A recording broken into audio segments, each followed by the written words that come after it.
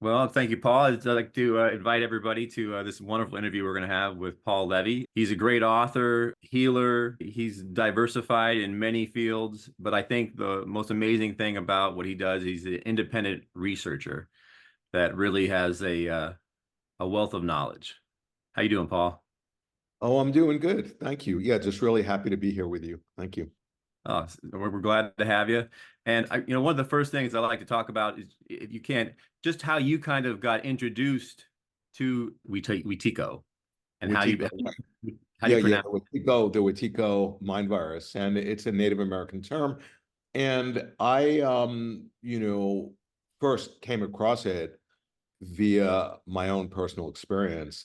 And, without going into the story, that's not important. My father was the instrument. He became taken over, really possessed by this, seeming higher dimensional energy that was very negative. And I was the only child, and I was the recipient of him acting out basically his unhealed abuse. And it almost totally destroyed me. It destroyed my entire family. It killed my mother. I haven't had a family for over 20 years, and it's because of that my father had become a conduit for evil. And so, it really forced me to come to terms with what just happened. It was like my family just got taken away. And and as I went inwards, I began to discover, wow, something was being revealed to me. This was a revelation through the darkness, through evil. And so that's really the start of my work. beautiful. And so, kind of with that, jumping right into it, the meat of it, that pain and suffering, it seemed like that was kind of like the springboard. I mean, it's like the duality of life where you were suffering through this. You were searching for answers, or searching for Yeah. change. Yeah, well, the thing was the suffering, if I wasn't going through such over the top suffering, I would never have gone inwards the way I did to try to discover what was happening. And and that's pointing at that there is like something positive that can potentially happening when we suffer that I would never have discovered my work and been able to write my books. I never would have had the authority to shed light on evil the way I do without having a direct encounter with the suffering that came out of my own encounter with evil. Uh, and the idea we were talking about of evil bringing good, or evil bringing the other side of the challenge of the human consciousness, or developing us as on our road to learning ourselves in a higher level. Is there a tool or a mechanism that you use now as you look back in your life when you say, I was going through this and this gave me that, where a lot of us were not looking at that duality as we could as a positive? Like our suffering is almost creating a situation where we're forced to change, to level up our consciousness. Having the awareness that this life was precious, and all of a sudden I was having this subjective experience that there was this seeming malevolent force that was operating inside of my own psyche that was trying to stop me from actualizing who I was. That really got my attention. And so I just began trying to, through my awareness, understand what was happening. And then I was fortunate enough to be able to connect with my creativity.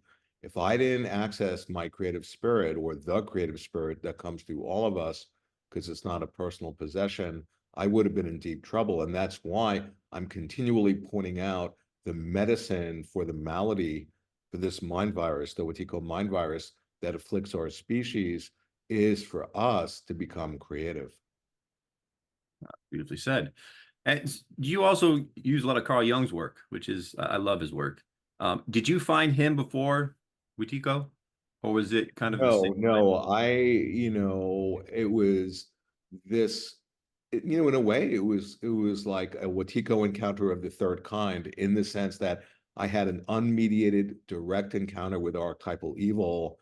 And anybody that I was speaking to, the typical therapist, or they had no idea. They were just, it was so off their radar. And then I found the work of Jung, and he was the one person who was openly talking about evil and openly talking about the importance of it. and that we had to come to terms with it in our current day and age.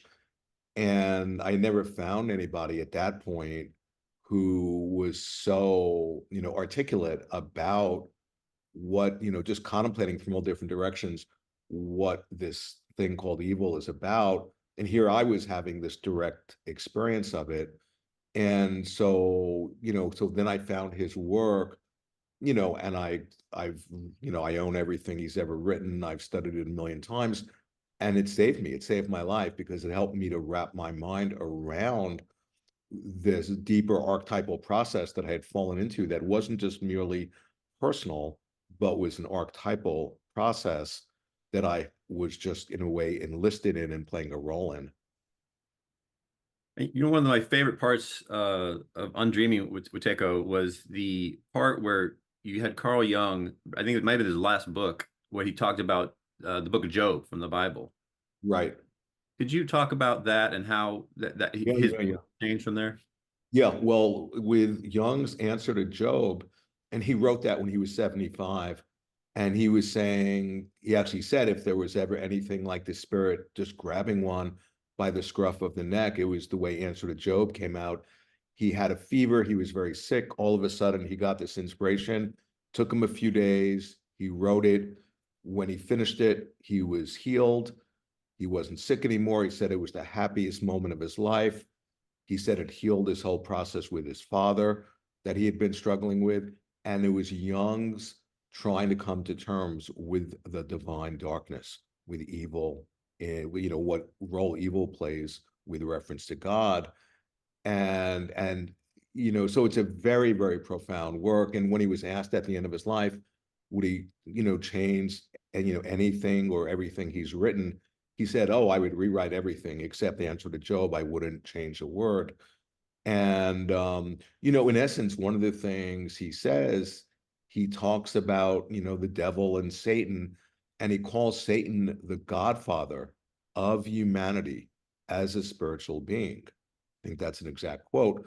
The idea being that when we encounter this thing called evil, it actually can catalyze us to spiritually awaken.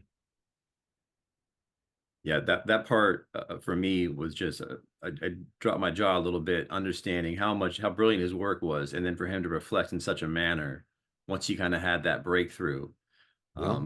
And then the idea of light and darkness was created by God to support kind of human potential and spiritual growth, or Right. just understanding and accepting that is so powerful. Now, this is me going into this a little bit now. We've had a lot of organized religions, and almost everyone has some sort of symbolic version of it. Like the Wetiko, they've got the Archons, they got the Jinn. Even Judaism has their own version of it. Almost every religion seems to have some sort of negative energy, but they don't really give it the transcending duality version of it, where there's a purpose for it. Right. Is it something that you think I'm pulling out of here, like what happened to the Cathars and some of the Apocryphy and some of the books that were chosen? Do you think that's the Wetiko inside of the person, or do you think, because I've interviewed some other people and they look at it more as like an outside being? Do you look at the Wetiko as more a frequency or a program within us, within this universe? I know I'm really deep. I'm deep on this question here, but Yeah, no. I appreciate the question. Well, I want to differentiate. We subjectively experience whatever we call it, Wetiko or evil or this malignant, adversarial force. We subjectively experience it as if it's some sort of other independently existing objective entity. But it's a mistake based on our subjective experiencing in that way to then assume that it actually does exist separate and objective, that's connecting the dot that isn't warranted, and I'm of the opinion that it's not separate from us at all. It doesn't exist objectively, even though we experience it as if it does. That from the point of view of this being a dream, when you awaken to the dreamlike nature, and when you really amplify that, you discover that there's nothing outside of yourself, that you are who you are in your nature is the whole universe. And from that point of view, something alien or evil or, objective, separate from you as a subject, that's a nonsensical idea. And that's where quantum physics came in and scientifically really proved that, that the idea that there's anything objective, anything that exists from its own side is a nonsensical idea that has no correlate to reality and only exists as an idea in your mind. I think that brings it to like the plasma universe. But on this subject, I did want to talk about, like, I kind of got into this information about a decade ago, working with mental health for veterans and first responders and doing retreats. And we were talking about, the more the Archons and the Gnostic version of the demiurge and all that. Yeah. And there was this empowerment when you bring a space between you and your thoughts. And because a lot of the guilt that these people, or a lot of the veterans were feeling, was because that they were thinking that these negative thought patterns that they were creating or manifesting themselves. And we established, we worked on the idea that, you're the space in between your thoughts. And I think what you do is you're kind of bringing it to another level, of where you're almost in, it's your job to kind of embrace what's there and to take that challenge on. And there's a blessing behind it once you do that. But do you see anything that we could shift in our mindset? Because it was very comforting to understand that these dark negative thought patterns weren't directly caused by us, but maybe they're meant for us to benefit. Do you have Yeah. any Well, thoughts on yeah, that? no, I think of, going back to the work of Jung, he felt that the greatest discovery of the 20th century, of the entire century, in the realm of psychology was what he called the reality of the psyche. And what he means by that, so he discovered this he encountered this living figure in his psyche that was both a part of him, but was other than him. He called this one figure Philemon. There are a number of them. And Philemon taught Jung stuff that Jung didn't know.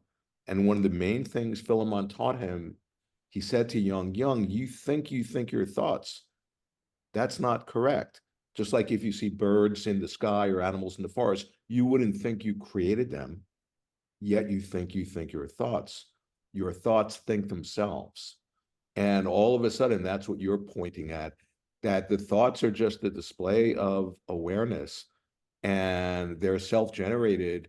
And when you see that, you've distinguished yourself from them, because the big mistake is to identify with your thoughts and to assume that you're the thinker of your thoughts. And then all this guilt and shame comes in, and you get caught in the web of samsara, just reacting, and it's like a black hole. So that perspective, that insight of having the realization that our thoughts in a way think themselves and we are the witness, that's the space in between the thoughts that you were pointing at, then you've distinguished yourself from them, and then you can actually have a relationship with them. So instead of them being created by your thoughts, you can create with your thoughts. And that's to be truly empowered. Yeah, your story about, I think it was how the Japanese look at the moon. Like once you see it as somebody making rice patties or something, like a rabbit making rice. Yeah, like a rabbit making like rice cakes, which I guess that's the way that Japanese people see when they look at the moon, instead of seeing a man in the moon. And I have a section where I talk about a modern day quantum physicist who, once he saw that, he couldn't unsee it. But the idea is like, well, what's the objective image? Is it a man in the moon? Is it this rabbit pounding rice cakes? Well, it's all just a reflection of your own mind. And the highest wisdom traditions and quantum physics, actually, they're all saying the same thing. They're saying that's the nature of this universe, that it's all reflecting our own psyche. And, when we have that realization, that's to, in a sense, snap out of the spell of thinking this world exists objectively in a way that it doesn't.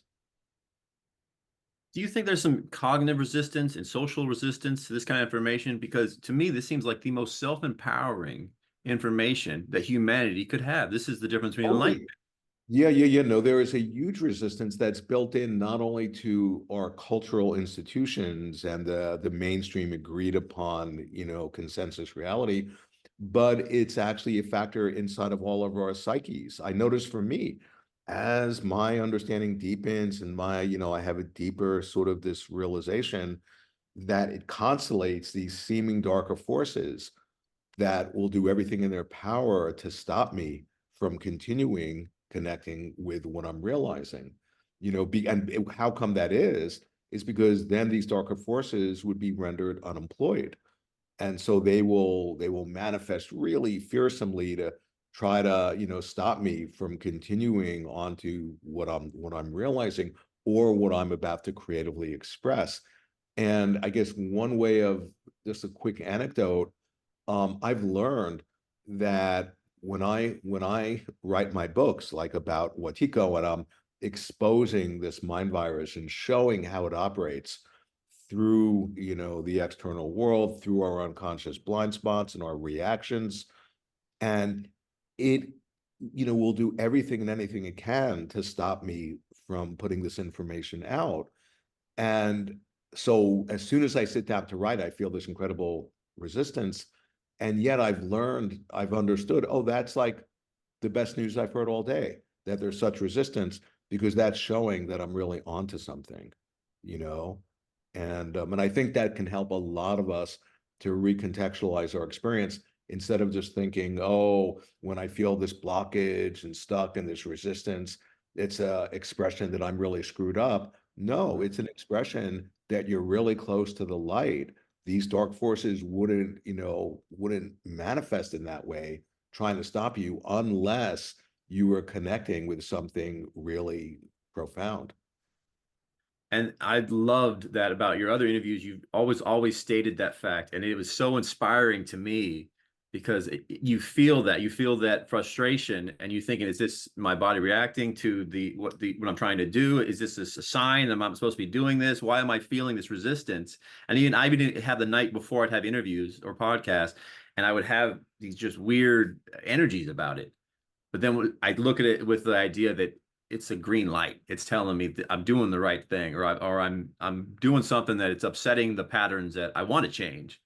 Yeah. Like my friend who did the audiobooks, he was the one who like read them out loud for the last two Watiko books. And he's this minister. And he told me as he was reading the books, for the Audible book, he was like, Paul, I cannot believe what's happening. As I'm reading your book, I'm getting assaulted by demons. And I just found that really funny. And I just was laughing so hard because I said to him, well, just imagine what it was like to be the author, because that was my experience. But I've learned, see, my teachers have really taught me the greater the potential for light in a person, the greater, the more will be the attack by the darkness. And understanding that can really help you to reframe your experience. Instead of pathologizing yourself, you actually take that as like, oh, wow, now I have all the evidence I need to continue. I'm going to get on that where you said demon, and the idea that almost all your stuff is a victor mentality, or of learning how to kind of use it. So I don't know if this question is useless, but the idea of the demon, you're still saying that that's part of you. That's part of your experience. When you say, like, when your buddy was doing the audiobooks, all of his experiences were just a reflection of something that he was experiencing within the universe. That's all him. Is that No, kind but of? the thing that's true. I agree with that, and that's simplistic, because from the Buddhist point of view, there's these different sort of like, think about them like these dimensions of reality. There's a relative level of reality, and on that level, there's like, oh, there's demons that are separate from us, and we subjectively experience them as if they're alien and separate, and we need to relate to them in that way. That's the relative level. But the ultimate level of reality, it's all just your own energy. In the same way, when you wake up in a dream, say you're in a dream, you're on planet Earth, you're hanging out with your friends, whatever's happening, right? And you're experiencing it as all separate from you and objective. And then something happens and you recognize the nature of your circumstance, i.e., that you're dreaming and that the universe you're inhabiting is completely inseparable from your own mind. There's not one thing in that whole universe that you've now woken up in that's not you. It's all just your own energy. That's when you have the realization of the ultimate, of the absolute, sort of dimension of reality. But in Buddhism, they point out that the relative and the absolute interpenetrate. They're not separate. So I know a lot of people who make a mistake. They hear about the ultimate level of reality. Oh, everything's perfect. It's all a dream. And they just identify with that and they marginalize the relative. And that's a huge mistake. And then a lot of people in consensus reality are just dealing with the relative and are asleep to the absolute. That's a huge mistake. They are the same. That's deep and beautiful. Hey, so Paul, some of the things that you use on a daily basis to deal with, all these different worlds and realities, relative, relative and not. Do you have certain practices that you use every day to keep yourself stronger or deal with Yeah, things? yeah, yeah. So I'm fortunate in that, I do Tibetan Buddhist practice, and I've been doing that for 40 plus years, and I'm really close with some of the real authentic teachers of the lineage.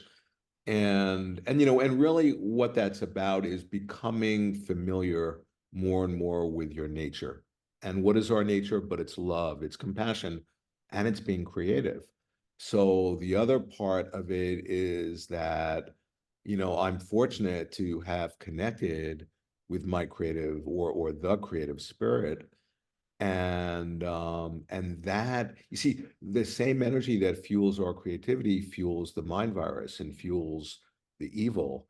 And if we're not expressing that energy constructively, creatively, then it gets expressed destructively, either self or other destructively, but it's the same energy. So in a sense, we are potential alchemists or shamans who have to plug into that energy that we're interfacing with, that we're not separate from, that is us, and somehow be able to express it in a constructive, creative way, or it will kill us.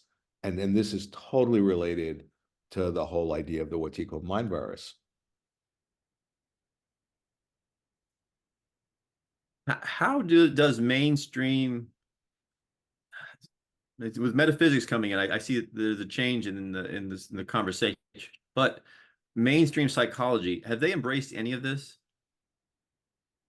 Or are They've you embraced, they've embraced a little bit, okay? but they're so asleep and ignorant. When I had my whole awakening in 1981, I was within 24 hours thrown in a mental hospital and diagnosed as being mentally ill and told I'd have to be on medication the rest of my life. And what saved me was that I knew they were crazy. I knew they have no idea what they were talking about, because it was really clear inside of my own mind that, I was having an awakening. And it's tough because with our mental health system, with psychiatry, they're more and more just dealing with trying to change behaviors or medication.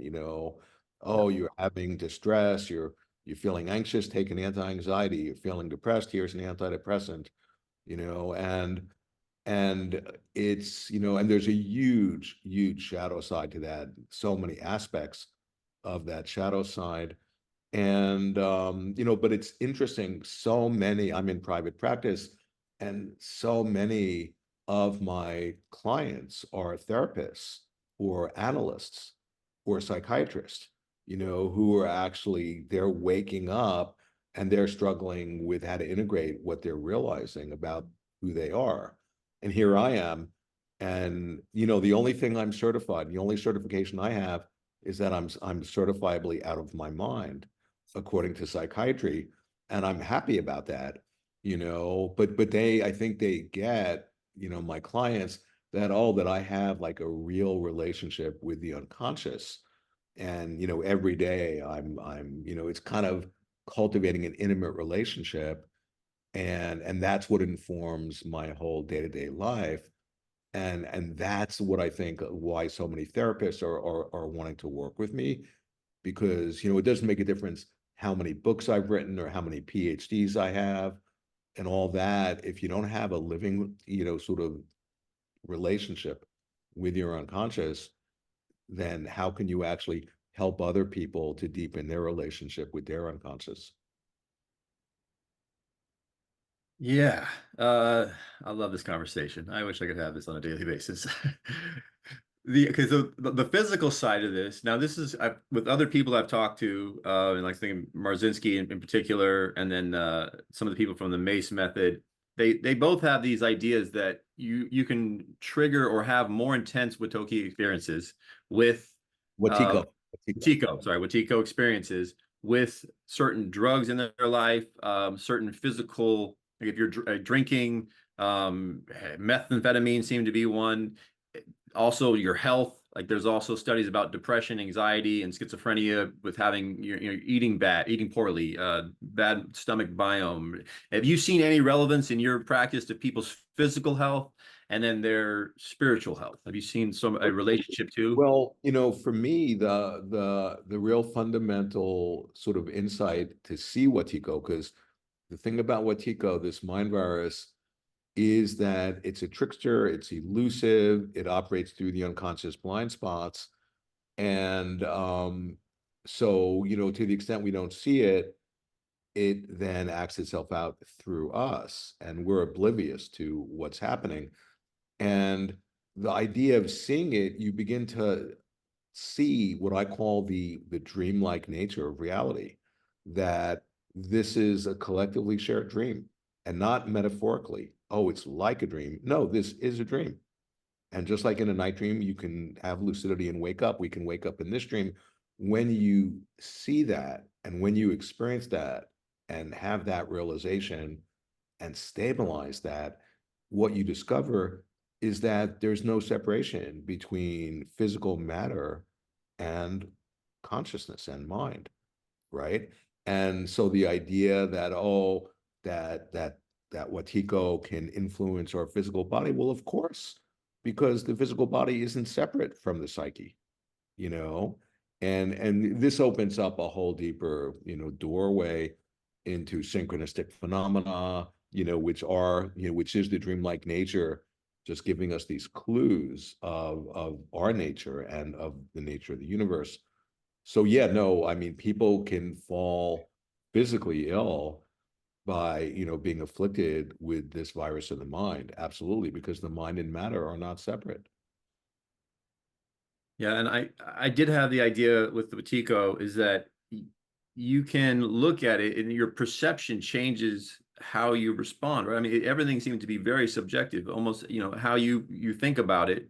So the importance of understanding how you think about the Wetiko and that the mind virus and how you change how you think about the Wetiko and the mind virus, it is night and day between you could be a self-empowering or it could be a victim where you're stuck in it because of the Wetiko. And I liked the way your perception of it is, whereas the demiurge and the Gnostic point of view, from what I had for most of my book, was more of you're just kind of stuck in this pattern of where you're going to be having these negative thoughts and negative demons always attacking you forever. But they don't talk about the victor side of what sort of empowerment or the spiritual growth that you can accumulate by understanding it and letting it play out in your life without letting it run your life. Yeah, well, it makes me think in the Castaneda books, Don Juan, Carlos's teacher, he doesn't have the word Wetiko, but he's pointing exactly at Wetiko, and he says, this is the topic of topics, for shamans. And I just want to reiterate, it's the topic of there's nothing more important in our world today than understanding the Wetiko mind virus, for this simple reason: there won't be a human species if we don't have the realization of what Wetiko is revealing to us. It's a living revelation. And if we don't have that recognition that it's showing us something, then it will assume its programmed function and kill us. Okay. So there's nothing out there. It's not like there's an objective mind virus and we need to be afraid of it. No, Wetiko feeds off of fear. And yet, if somebody just says, oh, well, it's nothing out there, then I'll just ignore it. Well, it's like if there's a cholera epidemic in the next town, and if somebody says, oh, I'm just going to ignore it, well, they'll get killed by it. Okay. You see, it's pointing at something. It's pointing at we have this unimaginably vast creative power and agency inside of us. That's our nature, all of us.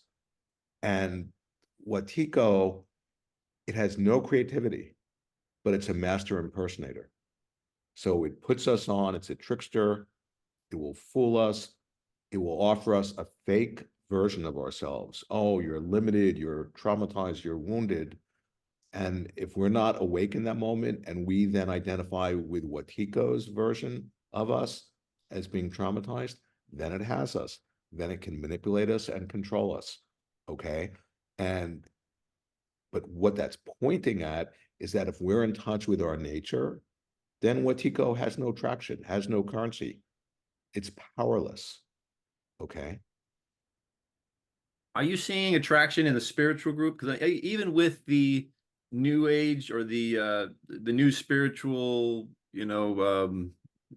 teachers, this hasn't been talked about as much. It's just kind of something that they put in the back corner. They didn't want to talk about the dark because it's all light and love. Well, the thing which is interesting, the really well-known teacher, Eckhart Tolle, so many people have been emailing me the last few years. His main thing now that he's talking about is that there's a mental virus, that's at the bottom of the collective psychosis that's contagious. And then he'll quote the same Jung quotes that I'm quoting. And people are saying it's like he's reading your work. And I'm happy about that. He doesn't have to cite me. But that's an example. There are more and more, bit by bit, spiritual teachers who are actually talking about this stuff, but yet there are a lot of spiritual teachers who are just all about love and light. And oh no, we don't want to go there. We don't want to talk about anything dark. And what they don't realize is that by doing that, by turning a blind eye, that is Wetiko. That is Wetiko in action. And by turning a blind eye, we don't want to go there. We're investing that evil with power, because if it wasn't powerful, we wouldn't need to turn away from it. And we're unwittingly, in our avoiding relationship with a part of ourselves, we're unwittingly feeding Wetiko by turning a blind eye to it. And I think that's what I loved about your book so much. And because I didn't have much to go on. I mean, you're kind of in the religious side of things where, you're doing exorcisms or you're thinking it's an external force. The Gnostics and some, the Cathars ideas were really unique. And I like some of them, the externalization of the thoughts, but nobody embraced it like the Native Americans did. Nobody, I think, had the balanced approach of how to look at this dark part of humanity or dark part of thinking, whatever you want to categorize it as a part of us. And that actually is an empowering part of us. And without it, there's no reason, there's no good or evil. There's a very neutral plane, and it doesn't seem like this place would even exist. It's part of us and part of what we need to be. Yeah, well, I mean, and it's not just the Native Americans. I mean, the Tibetan Buddha Dharma is filled with this. And the Kabbalah talks about that the true light is hidden, encoded within the darkness. And that's a Gnostic idea, that's an alchemical idea. So it's an archetypal idea that hidden within the darkness is the true light.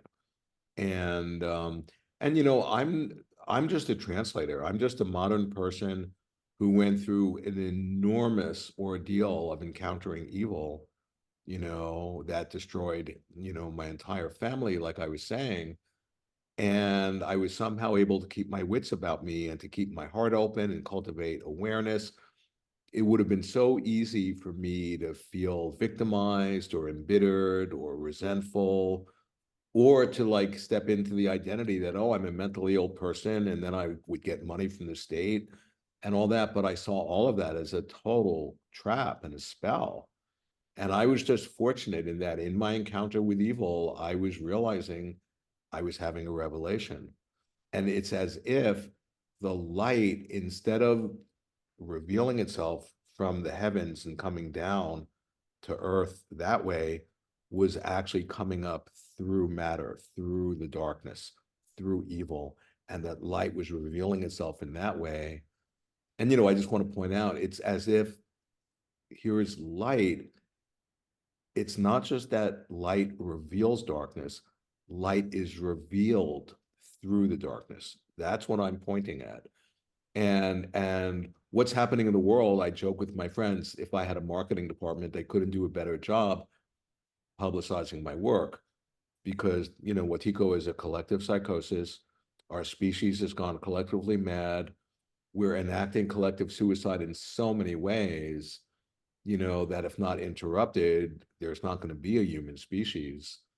And but I'm pointing out again and again in as many ways as I can imagine that encoded in this process that's happening in the world, this madness, this collective madness, this evil, that something is being revealed to us about our nature, about who we are, about our creative agency and power, that is most important for us to know.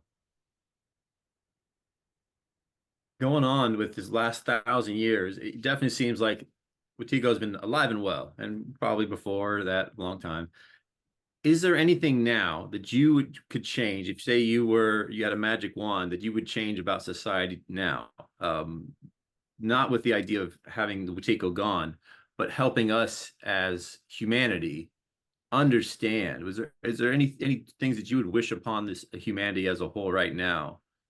Yeah, To, I would say that, instead of, because, I'm just one person and there are many people like me who are having whatever understanding and creatively expressing it in their own way, but we're all sort of fragmented, and separate from each other, because Wetiko really is the separate self, you know, and as soon as we see ourselves or experience ourselves as being separate, then being like a dream, the whole universe will give us all the evidence confirming that we're separate. So what I would love is to live in a world where more and more people were awakening to the dreamlike nature, or to, our nature, as creative beings whose essence is love and compassion, and to come together, to have institutions formed that incorporate the realization of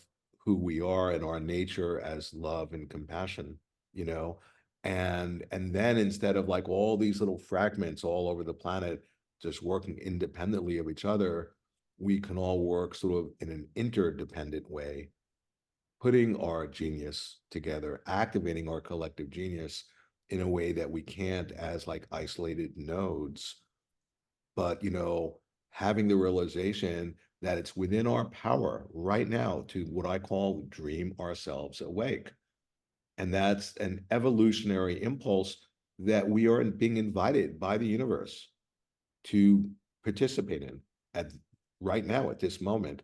So what I would love is to actually have a world that really prioritizes that, you know. oh, I love that too. One of the things that I got from your first book, Dispelling Wetiko, was I had a resonance, an electric resonance within my body of truth. Like it felt like I found home, and then in getting deeper into it, I felt the same way with your other book, with Undreaming Wetiko. I'm hoping that as a whole, I'm not sure where it is. Is it the 100th monkey effect we're looking for here? Uh, I think that this feeling that I get from this information is so powerful. I think I'm exponentially stronger with this frequency in humanity of healing than I ever was before. Are we looking for that kind of where we get enough people that make this breakthrough moment? Like once you see it and understand it, you don't resonate that low anymore. You Yeah. can't. No, I think you're pointing at something, because similar to with COVID, that was, we were told it was contagious, and, oh, it's this, pathogenic virus and all that. In the same way, when any one individual has the realization to whatever degree of the dreamlike nature, or seeing Wetiko, or, there are a lot of ways of saying it. And they really integrate that realization in themselves and embody that realization in themselves. Well, that realization is itself contagious and can go viral. And when they connect with other people who are also having the realization of the dreamlike nature, they can connect in a way. It's what I call, they can conspire to co-inspire each other. Now, that's a true conspiracy theory, and that can go viral. That can become contagious, and that can make a change in the collective unconscious of our species. And that's really the vector, the way that I see this deeper global awakening happening. I feel the same way, and I feel it. Actually, I feel the energy from this, and I do think would be, you have no choice, but the systems that are in place, obviously, I think are more, I'd say, would take. Why, well, I don't know why, Yeah, Wetiko based. yeah, yeah. The systems that are in place would adjust.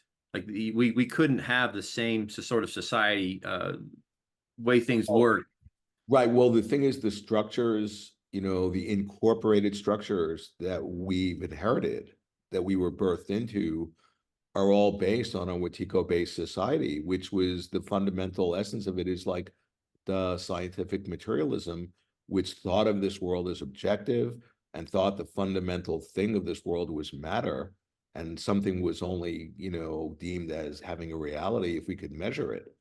And I mean, yeah, we've developed incredible technology out of that point of view, but there's a deep flaw in that perspective that's actually keeping us asleep. So yeah, we have to sort of, envision, like re-envision our whole culture and society, because in essence, who we're discovering that we are, it's not who we've been thinking we are. And the nature of this world, if we've been under the scientific materialist spell of thinking this world objectively exists, that's the spell. And that then self-reinforces itself. And so the idea is to really have our eyes open and see the nature of this universe, see our nature and the nature of our relationship to the universe. And it's very different than we've been entrained into thinking, you know? Yeah, yeah, and I think that is absolutely a must with the systems changing, with the new reality that we would create.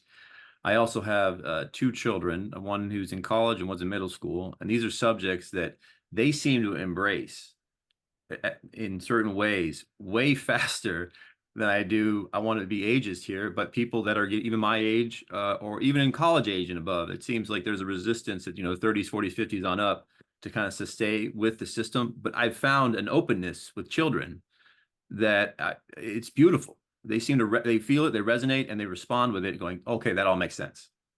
That Yeah. Yeah, I, because kids, before they reach a certain age, aren't really programmed. They're just, kind of embodying the playful spirit of being creative, and yeah, no, it's funny because, I just had a birthday and I'm approaching 70, which is crazy for me to say. And I joke with people that I feel like I'm 21 inside, and I've been fortunate to just keep, I really feel this young energy. And it's very much like that childlike energy of, this is a miracle. And just the fact that we're alive, and what is this and who are we? Instead of just so many people just become encrusted over and just in this rigidified, ossified state where there's no wonder and awe and spontaneity. And that's always scared me. When I was a kid and I saw the adults like that, I just knew, oh, I never want to be like that, you know? and I think that the electricity that you feel, that youthful energy of optimism, and how wonderful the world could be and the possibilities that are opening up. Having this information, I feel more of that resonance. I feel more of that. It keeps me blissfully waking up going, what's today going to be? What excitement is going to be here today? I, In whatever shape it comes in, there's a blessing behind it, or it is the blessing. But yeah, it was that mind shift. Yeah, well, it's funny because I have a book that I wrote, and the new edition is coming out this fall on quantum physics. And when I point out, I'm not a physicist, but I point out that quantum physics has proven, empirically proven, that we're having a collective dream. And the academically corporate trained physicists are not trained to understand this. But I'm not a physicist, and I'm just pointing this out. And why I say this, I just saw an interview with a modern day quantum physicist who is saying that, oh yeah, quantum physics makes life worth living. And another quantum physicist I know, he says, yeah, when I get depressed, I have two go-tos. I listen to Beethoven and I study quantum physics, you know, and because quantum physics is the medicine for the Wetiko mind virus, because quantum physics, by showing us that this idea of a world that exists objectively is just an idea, there's no such thing, which is to say the act of observing the universe influences the universe.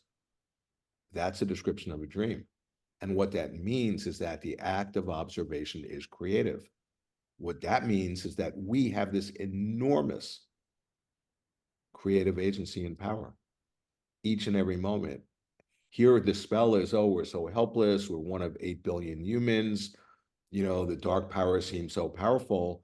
And yet each one of us are unimaginably powerful, but we don't know it. Okay. And where that power lies, we are creating our experience of ourselves and of the world. Okay. We are creating our experience each and every moment via the way that we interpret the waking inkblot of the world, and the way we place meaning on our experience. And then we create our experience that we're having, positive or negative. No one else is doing that to us. We are doing that. And when you realize that, that's a great responsibility, but it's incredibly empowering. And what I'm pointing out is that more and more of us, as we connect with our true creative genius, and particularly when we hang out and connect and get in sync and in phase with others of us who are also having that realization, what I'm pointing out, we can come together and we can change the waking dream we're having. And that's not woo-woo, new agey gobbledygook. That's the nature of our situation. Like, one way to say that is we discover that we're being invited to consciously step in and participate in our own evolution. That's what this is all about. That's what's getting revealed to us. And if we don't recognize what's being revealed, then we're fated to continue to destroy ourselves. It's that simple. I got to think that there are some systems in play that aren't on board with what we're doing, or on board with what we're teaching or explaining. That there's actual Well, no, I mean, I experienced that when I had a full-blown awakening in 1981. I got hit by a bolt of lightning. I went into an extreme state. I recognized, oh my God, we're having a dream. Stuff began happening that was completely physically impossible, that could only happen in a dream. And I was 24, and I was so excited that I immediately got thrown and locked up in a mental hospital and medicated. And it was like, the control system got activated, and it's like, oh, somebody's beginning to escape. out. Take They this. found you. Yep. Beep beep beep Yeah. beep. Yeah. And I immediately, got injected and strapped down and drugged. And it was a nightmare, for a year and a half, maybe 4 or 5 times I got thrown in hospitals. And, at first I was like, wow, I really screwed up. But then I began to realize, no, this was part of the awakening.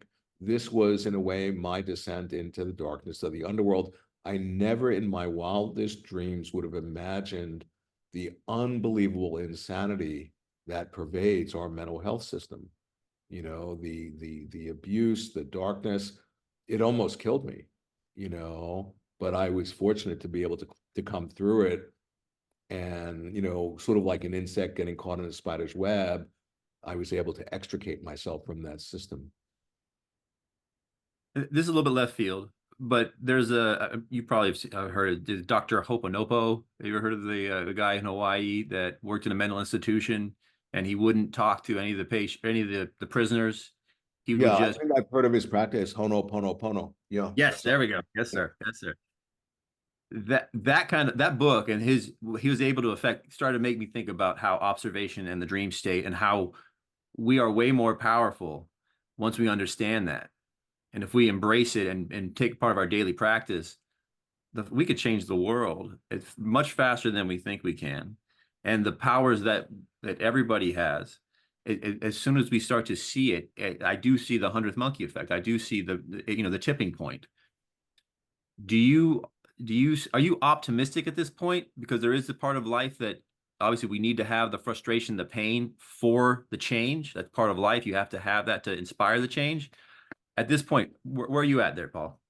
yeah. So, you know, I get triggered by people who are just like, oh, I'm an optimist and everything is going to work out for the best. I mean, I appreciate that point of view, but, there's overwhelming evidence that, we're in a very dangerous situation. And in so many ways, things are going off the rail. But that's not to say I'm a pessimist, because I understand, okay, quantum physics is showing us that, they were trying to find the microstructure, the building blocks of the physical universe, in essence, the quantum physicists, and they discovered it had nothing to do with matter, but it had to do with consciousness. And they came up with this way of articulating what they were realizing. There were these things they called, elementary particles. That's one word for them. And the nature of these elementary quantum particles or entities were that they existed in a state of potentiality in any and every state they ever could possibly exist in, until the moment that they're observed, and then one of their potentialities actualizes, and all the others vaporize back into parallel universes, and the very next moment the same thing happens again and again. What that means is that if one of those quantum potentialities, even if it's ridiculously highly unlikely, it could still manifest this very next moment. And that's very uplifting, to put that in, like, real practical terms. What that means is that there being a possibility of our species actually attaining that 100th monkey phenomena. Like, if you have enough yeast in the dough, the bread will rise. If enough of us, and maybe even one of your listeners right now, having the realization of the dreamlike nature, might be the tipping point that actually catalyzes a global awakening in the collective unconscious. Quantum physics says that is completely and entirely within the realm of the possible. And I hold that vision. And I would point out, if you're not envisioning that, and if you're not thinking that, then what in the world are you thinking? If you're pessimistic because you have all the evidence that things are so dark, you're part of the problem. Okay. That was beautiful. And I think was you were talking about being or creating or just thinking is creating and manifesting. It's a creative act.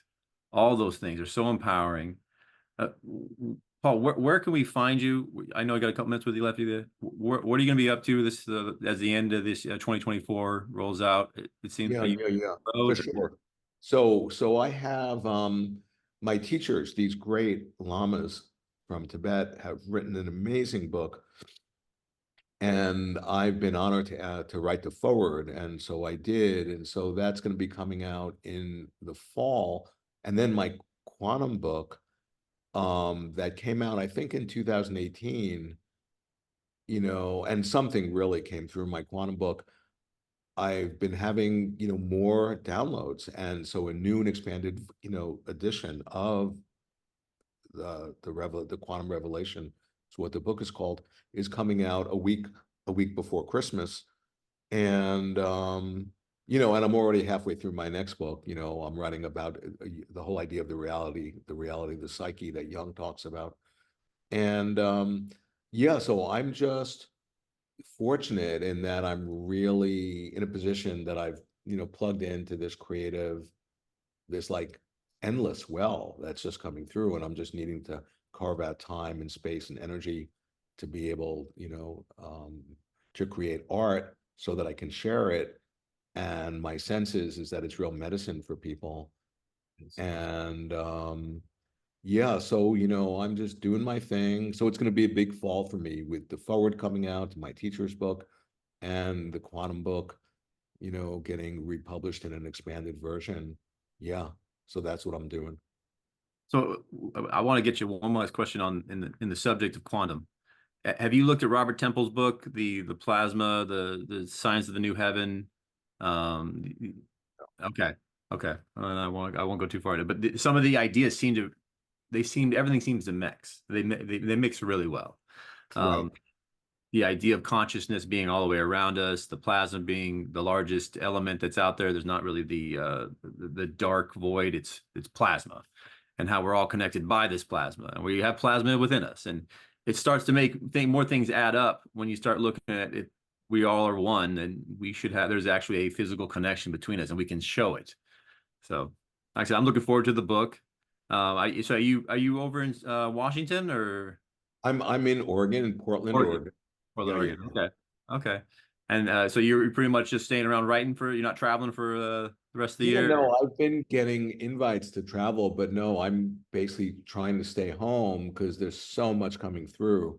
And it's That's just a question of me carving out space and time to be able to to put it all down. Yeah, for sure. okay. And what does the day look like then for you, Paul? I guess you're a minute left. I want to get everything I can out of you. Yeah, well, I in the morning is when I write. I'm like one of those little baby turtles that hatches on the seashore and just instinctively crawls to the ocean. When I get up, I instinctively crawl to my computer and start writing, and then I like today, an example, I see clients after that, and then I have a group tonight and another two groups. I have like 4 or 5 groups a week, some local in Portland, others international, people all over the world, over Zoom. And, I'm just trying to get out this work because it's medicine. I mean, people who are open, particularly people who've been wounded, who've gone through addictions or whatever their initiation is, with the dark, they come across my work and right away they get it. They go, oh, I understand what this guy's talking about. People who haven't suffered in that way, they'll come across my work and they think, oh, this is just some sort of theory or, new age woo-woo thing.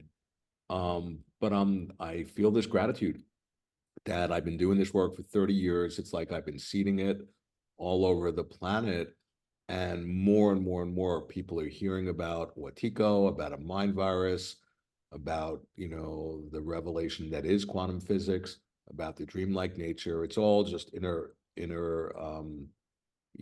kind of sort of, it's not separate realizations, and so yeah, I'm just grateful that my work is getting out, and it's the way I'm healing myself, really. And you should, because everybody that I've given your book to or had them show some of your interviews to, it's like they're graduating. They were in, junior high or high school with their psyche and understanding it with the archons and the demiurge, and that was enlightening enough. But now this is where you're taken to the next level. You're understanding that there's power behind this. It's not pain. It's not just pain. Right. It's a balance, and it's Right. beautiful. Totally. Well, thank you. Thank We appreciate what you do. I can't say thank you enough for taking the time today. And like I said, I will be getting your next book and excited about anything. And if we ever can help out, let us know. But Paul, we can't say thank you enough. Great. Really, I appreciate it, Derek, so much. Thank you so much.